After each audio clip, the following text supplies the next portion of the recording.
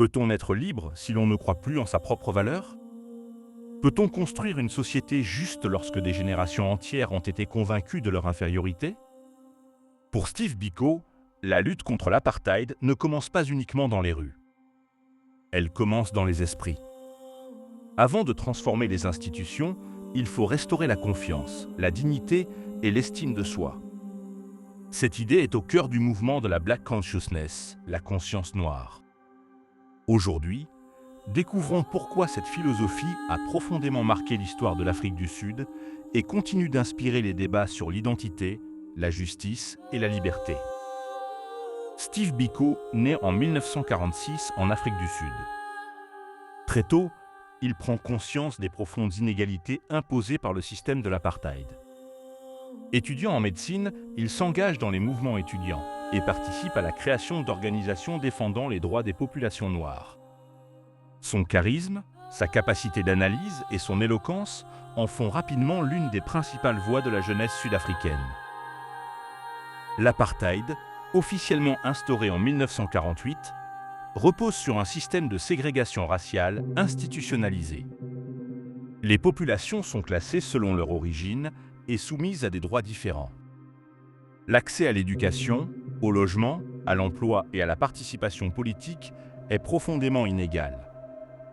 Dans ce contexte, la lutte pour les droits civiques prend plusieurs formes. Steve Biko choisit d'insister sur une dimension souvent négligée, la libération intérieure. La conscience noire est avant tout une philosophie. Elle encourage les personnes victimes de discrimination à retrouver confiance en elles-mêmes, à valoriser leur histoire, leur culture et leurs capacités. Pour Biko, une société ne peut se transformer durablement si ceux qui subissent l'oppression ont intégré une image négative d'eux-mêmes. La première étape de la libération est donc psychologique. Steve Biko accorde une place centrale à l'éducation. Il encourage les jeunes à développer leur esprit critique, à mieux connaître leur histoire et à participer activement à la vie de leur communauté. L'éducation ne consiste pas seulement à transmettre des connaissances. Elle doit aussi permettre de former des citoyens capables d'agir avec responsabilité et confiance. Le mouvement Black Consciousness ne se limite pas au discours. Il encourage également la création d'initiatives communautaires dans les domaines de la santé, de l'éducation et de l'entraide. Selon Biko, renforcer les capacités des communautés constitue une étape essentielle vers une société plus juste. Les idées de Steve Biko trouvent un écho bien au-delà des frontières sud-africaines. Ses réflexions sur la dignité, l'identité et la participation citoyenne inspirent des chercheurs, des éducateurs et des militants dans de nombreux pays. Son œuvre est aujourd'hui étudiée dans les domaines de l'histoire, de la philosophie, des sciences politiques et des études africaines. En 1977, Steve Biko meurt alors qu'il est détenu par les autorités sud-africaines. Sa disparition suscite une vive émotion à travers le monde. Elle attire une attention internationale accrue sur les réalités de l'apartheid et renforce la mobilisation contre ce système. Aujourd'hui encore, son nom reste associé au courage, à la dignité et à la défense des droits humains. Les écrits de Steve Biko continuent d'interroger notre époque.